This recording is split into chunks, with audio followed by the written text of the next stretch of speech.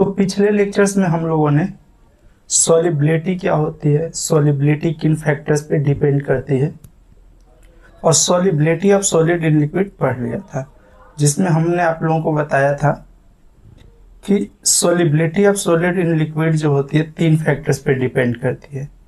पहला nature of solute and the nature of solvent. दूसरा effect of temperature हमने देखा था, जिसमें हमने आपको बताया था कि अगर प्रोसेस एंडोथर्मिक है तो टेम्परेचर इंक्रीज करेंगे तो सॉलिबिलिटी भी इंक्रीज होगी। अगर प्रोसेस एक्सोथर्मिक है तो टेम्परेचर जब इंक्रीज करेंगे तो सॉलिबिलिटी डिक्रीज होगी। इस लेक्चर में हम लोग देखते हैं solubility of gas in liquid.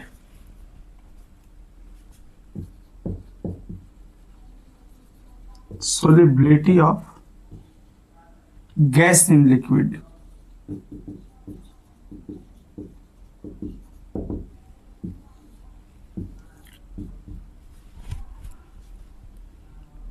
जहां पे देखिए जो गैस है वो सॉल्यूट की तरह एक्ट करेगा और जो सॉल्वेंट होगा वो लिक्विड लेंगे।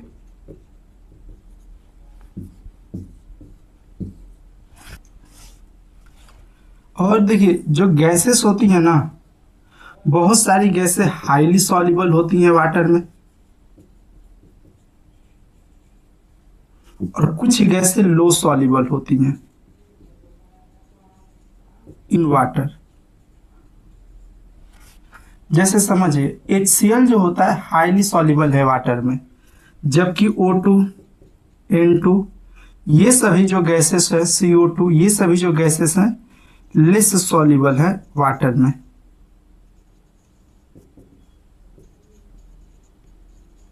तो सपोज कीजिए कि हम इन गैसेस को वाटर में डिजॉल्व करना चाहते हैं, तो ये लेस सॉल्युबल है, तो हाईली सॉल्युबल कैसे होंगे? तो यही चीजें हम लोग इस लेक्चर में पढ़ते हैं। तो चलिए हम लोग स्टार्ट करते हैं कि solubility of gas in liquid किन फैक्टर्स पे डिपेंड करती है। तो आप लोग हेडिंग डालिए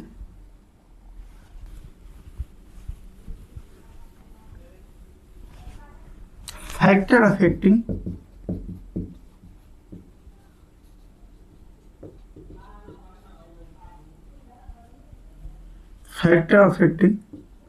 solubility of gas in liquid।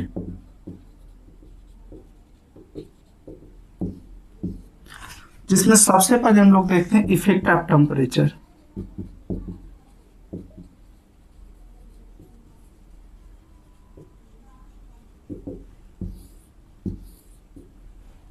तो देखिए किसी गैस को यदि हम लोग वाटर में डिजोल्व करेंगे तो हीट रिलीज करेगी,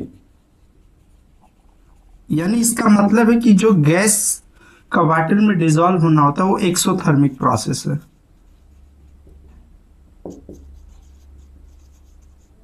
और आपको पता है कि इन एक्सोथर्मिक प्रोसेस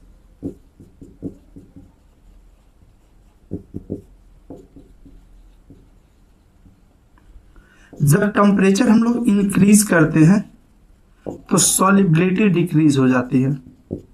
तो solubility of gas in liquid decreases.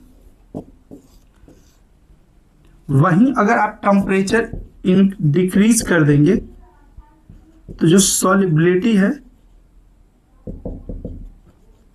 Solubility of gas in liquid increase हो जाएगा। ठीक है, यही रीजन है कि जो जितने भी एक्वेटिक एनिमल्स होते हैं वो हॉट वाटर में इजीली लाइफ सरवाइव नहीं कर सकते हैं, जबकि कोल्ड वाटर में जो होते हैं इजीली अपनी लाइफ सरवाइव कर सकते हैं। इसीलिए आप लोगों ने देखा होगा कि जब गर्मी होती है ना तो उस समय मछलियां मरने लगती हैं, जबकि आप देखे होंगे रील्स या कहीं ना कहीं देखे होंगे कि बर्फ के नीचे भी मछलियां जिंदी रहती हैं। ऐसा कैसे होता है? तो उसका रीजन यही है ना। तो कभी कभी ये क्वेश्चन पूछता है कि why aquatic animal easily live in the cold water compare to the hot water. तो इसका रीजन यही है। देखिए जब वाटर हॉट रहेगा इसका मतलब टेम्परेचर ज़्यादा है, तो जब टेम्परेचर ज़्यादा है तो सॉलिबिलिटी गैस की क्या होगी, कम होगी। यानी ऑक्सीजन की जो डिसोल्यूशन है, ऑक्सीजन की जो सॉलिबिलिटी है वाटर में कम होगी। अब जब ऑक्सीजन कम होगा, जीने के लिए ऑक्सीजन ही चाहिए, अब ऑक्सीजन कम है तो कैसे सरवाइव कर पाएंगे लोग। वहीं जैसे ठंडी पड़ती है तो मौसम ठंडा होता है तो वाटर भी क्या हो जाता है, ठंडा होता है। और जब वाटर ठंडा होने का मतलब अब टेम्परेचर क्या हो रहा है, डिक्रीज हो रहा है, तो टेम्परेचर डिक्रीज होगा तो गैस की सॉलिबिलिटी क्या होगी, बढ़ जाएगी, यानी ऑक्सीजन का डिसोल्यूशन क्या हो जाएगा, ज़्यादा हो जाएगा। और सर्वाइव होने के लिए क्या चाहिए, ऑक्सीजन है। तो यही रीजन है कि एक्वेटिक एनिमल जो होते हैं इजिली लाइफ सर्वाइव करते हैं कोल्ड वाटर में कंपेयर टू हॉट वाटर। तो पहला पॉइंट ये था, आप लोग याद रखना, इफेक्ट ऑफ टेम्परेचर। अब दूसरा जो इफेक्ट ऑफ प्रेशर, तो इसको हम लोग मिटाते हैं और देखते हैं इफेक्ट ऑफ प्रेशर।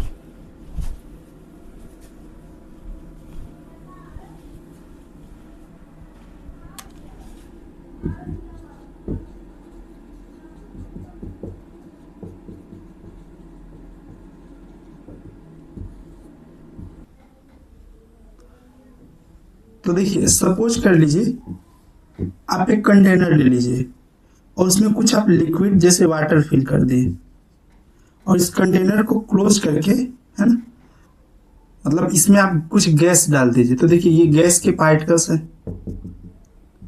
अब होगा क्या कि गैस के पार्टिकल्स कुछ वाटर में जाएंगे, फिर वाटर से कुछ ऊपर गैस में जाएंगे। लेकिन इसके बाद आप क्या कीजिए कि पिस्टन लगा करके जो है ना, आप इसको कंप्रेस कर दीजिए। तो जैसे ही आप इसको कंप्रेस करेंगे, ये क्या है, लिक्विड है यानी वाटर है, और यहाँ पर क्या है, गैस के पार्टिकल्स है। तो आप ध्यान दीजिए, पहले स्पेस ज्यादा था गैस के पार्टिकल्स को मूव करने के लिए, अब गैस के पार्टिकल्स को मूव करने के लिए स्पेस कम है। तो जब स्पेस कम है तो कोलिजन ज्यादा होगा, और जब कोलिजन ज्यादा होगा तो हम बोलेंगे कि उसकी सॉलिबिलिटी क्या हो जाएगी, इंक्रीज हो जाएगी। यानी पार्शियल प्रेशर जब इंक्रीज हो रहा है, पार्शियल प्रेशर या बोल सकते हैं कि प्रेशर जब इंक्रीज हो रहा है तो सॉलिबिलिटी क्या हो जा रही है, solubility of gas in liquid बढ़ जा रहा है। एक बात और आपको ध्यान देना है, सपोज कीजिए इसमें गैस के कुछ और पार्टिकल्स डाल दिए तो भी पार्शियल प्रेशर बढ़ेगा, और जब पार्शियल प्रेशर बढ़ेगा तो सॉलिबिलिटी क्या हो जाएगी, बढ़ जाएगी। तो दो बातें याद रखना है, पहला कि पार्शियल प्रेशर बढ़ने से सॉलिबिलिटी बढ़ती है, और पार्शियल प्रेशर तब बढ़ेगा जब गैस के पार्टिकल्स बढ़ेंगे। इसी बात को हेनरी ने बताया था। तो हम लोग लिखते हैं हेनरीज लॉ, यानी हेनरी ने क्या कहा था कि at constant temperature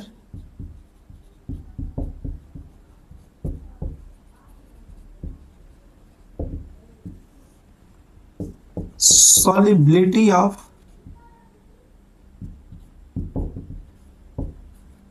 gas in liquid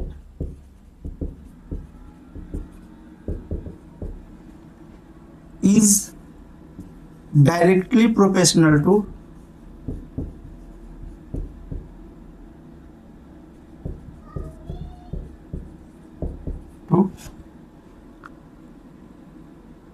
partial pressure of the gas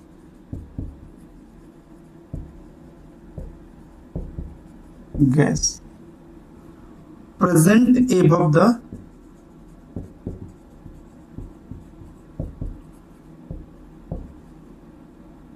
surface of liquid or solution। और जो पार्शियल प्रेशर होता है वो गैस के मोल फ्रैक्शन के डायरेक्टली प्रोपोर्शनल होता है, and partial pressure of the gas is directly proportional to proportional to mole fraction of the gas.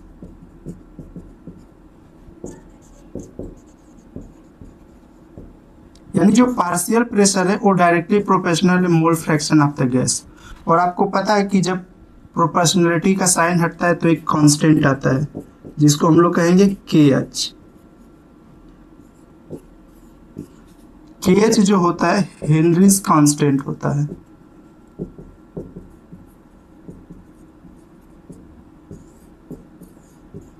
और X जो है मोल फ्रैक्शन ऑफ द गैस।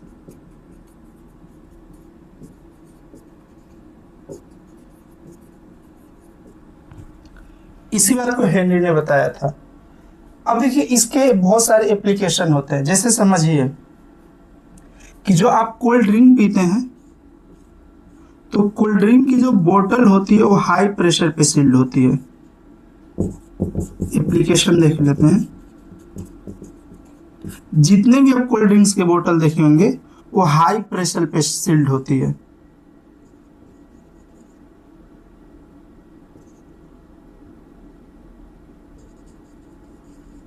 ऐसा क्यों होता है? तो देखिए जितने भी कोल्ड ड्रिंक्स होते हैं ना उसमें गैस डिजॉल्व होती है जिसको कहते हैं CO2। आप कभी पीते होंगे तो देखे होंगे इसमें कुछ बुलबुले बन रहे हैं, तो CO2 के कारण ही होता है। तो देखिए CO2 गैस है और ये लेस सॉल्युबल होता है वाटर में, तो इसकी सॉल्युबिलिटी बढ़ाने के लिए हम लोग इसको हाई प्रेशर देते हैं ताकि प्रेशर जब ज्यादा होगा तो सॉल्युबिलिटी क्या होगा, ज्यादा होगा गैस का। ये हम लोग इस पे कुछ क्वेश्चंस देखते हैं, इसको पहले आप लोग नोट कर लीजिए। चलिए तो हम लोग इसको मिटाते हैं और इस पे कुछ क्वेश्चंस देखते हैं।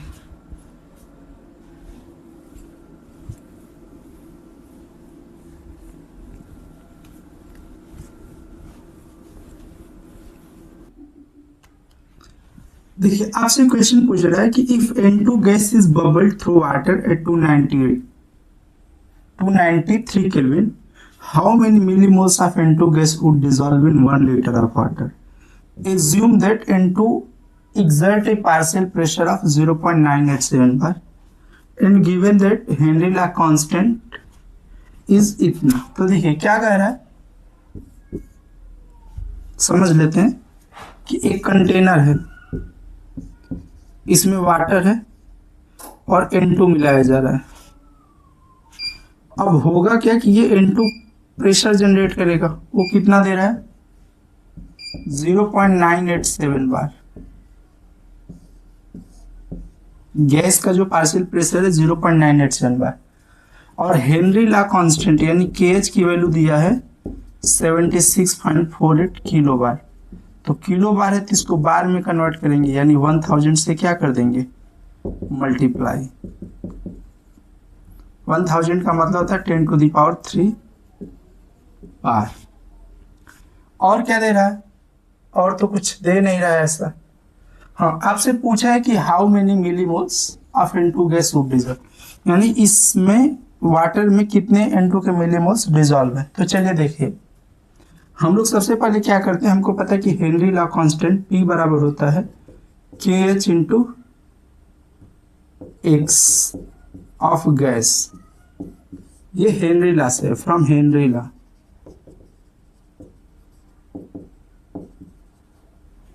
तो पार्शियल प्रेशर कितना दिया है 0.987 बराबर KH कितना दिया है 76.48 इंटू 10⁻³ X गैस, यानी यहां से गैस का मोल फ्रैक्शन निकल जाएगा। देखिए ये मल्टीप्लाई में इधर आएगा तो क्या हो जाएगा डिवाइड में, यानी मोल फ्रैक्शन ऑफ गैस होगा 0.987 अपॉन 76.48 इंटू 10⁻³ सॉरी। इसको जब आप सॉल्व करेंगे तो ये आएगा 1.29 into 10⁻⁻5।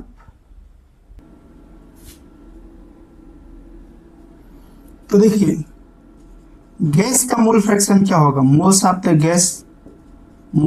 Gas plus moles of the water.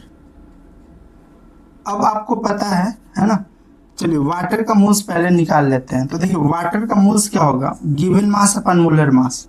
Given mass कितना है, तो 1 लीटर है, यानी 1 लीटर 1000 ग्राम के इक्वल होता है। और मोलर मास 18 डिवाइड करेंगे तो आएगा 55.55। अब देखिए ये जो वाटर के मोल्स है ना बहुत ज़्यादा हैं, और गैस के जो आएंगे मोल्स बहुत कम आएंगे। तो हम लोग लिख सकते हैं कि जो गैस के मोल्स होंगे ना वो वाटर से बहुत क्या होंगे, कम होंगे। तो हम लोग जो डिनोमिनेटर में गैस के मोल्स है उसको निगलेक्ट कर देंगे। तो यहाँ पर हो जाएगा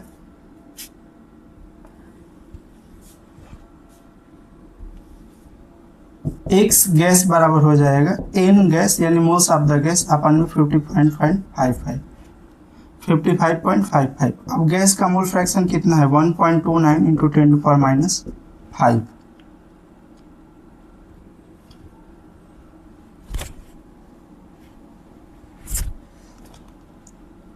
और n गैस अपान में 55.55। ये डिनोमिनेटर में इधर जाएगा, मतलब डिवाइड में इधर जाएगा तो मल्टीप्लाई में हो जाएगा, यानी n गैस जो हो जाएगा 1.29 इंटू 10⁻⁵ इंटू 55.55। और जब आप इसको मल्टीप्लाई करेंगे तो ये आएगा आपका 7.16 इंटू 10⁻⁴ मोल्स। अब चूंकि मिली मोल्स में पूछा है तो मिली मोल्स में निकालने के लिए 1000 से क्या कर देंगे, मल्टीप्लाई।